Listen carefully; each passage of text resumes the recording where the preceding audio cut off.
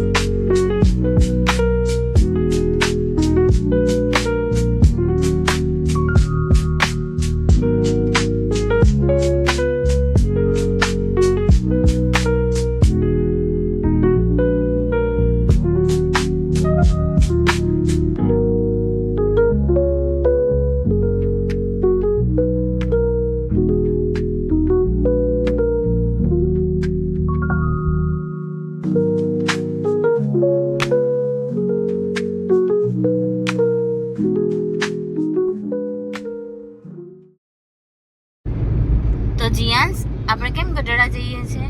આપણે મારા કપડા અને મકાઈ લેવા. એવું? તાર કાઈટ લાવવાની છે? હા. તો હેલો ગાઈસ, શોપિંગ કરી લીધી છે. જીયાંશ માટે કાઈટ લીધી.